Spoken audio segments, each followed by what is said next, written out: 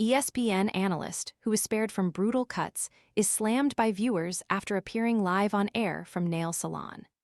ESPN WNBA analyst Monica McNutt has come under fire from sports fans after delivering a broadcast segment live from a nail salon while getting a pedicure. McNutt appeared on SportsCenter alongside anchors Eaves and Nicole Briscoe, who immediately called out the unusual setting after noticing the backdrop. "We bring in Monica McNutt and, hold up, I've seen a lot of people flex on this show, but are you on a private jet right now?" Eaves asked, suspecting she was in the air. After you work out, you can feel worn out. Reach for core power and rise to a whole new level of recovery. High-quality protein to build muscle. The nutrition you need to power on. Ready to order? Scan the QR code now or visit grabdeal.us/10. "I just got a lovely pedicure," McNutt, who was spared from ESPN's brutal cuts last week, admitted with a grin. While Briscoe joked that she was jealous and praised McNutt for being busy, the 36-year-old reporter went on to explain her remote setup, revealing she propped her phone up at her chair with a drink in hand while getting her toes painted light pink. "It's a lovely crisp light pink for the summer. We love that," said McNutt after Briscoe had queried as to which color she had opted for. Things got sidetracked during at McNutt Monica's segment face with tears of joy nail polish pic. Twitter.com/CSHHZUX6.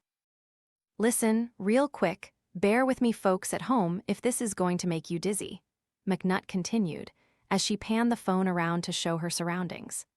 "They gave me this table, Briscoe, and I had a lovely drink and just stretched out, and I can prop my phone up and watch the game during the show, and it's just a lovely experience." However, the casual broadcast did not land well with viewers, particularly following ESPN's recent wave of layoffs that saw veteran on-air talents and anchors axed. On X, one angry viewer wrote, "How are we supposed to take Monica McNutt serious when she's on ESPN getting a manicure while reporting? Do y'all not realize how stupid it looks for an analyst to be wearing earbuds on a segment, let alone from a nail salon?" Another disgruntled fan said. "Can't take women's sports seriously when she's allowed to do a remote while getting her nails done," one fan said. The viral moment caps off a controversial week for McNutt, who previously sparked intense online backlash from basketball fans after taking aim at Caitlin Clark. The controversy erupted during ESPN's Women's Sports Sunday studio show, where McNutt responded to comments made by Clark during a sit-down interview with SportsCenter at WNBA All-Star Weekend. McNutt appeared on SportsCenter alongside anchors Eaves and Nicole Briscoe. Recently, McNutt hit back at Caitlin Clark after she claimed she felt emotionally exhausted.